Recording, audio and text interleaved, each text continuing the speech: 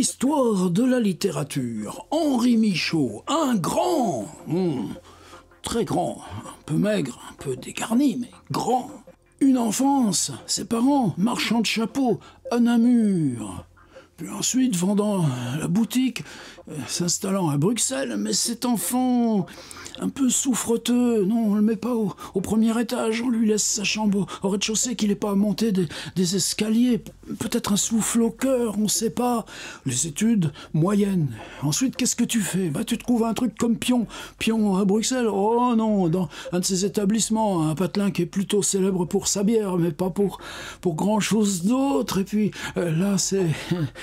ceux qui, à Bruxelles, sont un peu distraits, les bonnes familles, on les envoie là, internes, dans cet établissement privé. C'est là qu'il est pion, 3 ans, 4 ans. Et tous ses copains, pendant ce temps-là, ils écrivent, ils font de la musique. Henri Michaud décide de partir voir le monde, partir à l'aventure. Il part en France, à Calais.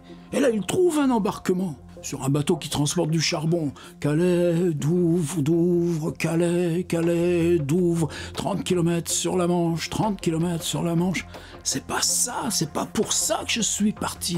Il se dit, il plaque, il s'en va à Dunkerque. À Dunkerque, il trouve un embarquement. Alors là, pour l'Argentine, Buenos Aires, il va faire 3 allers-retours.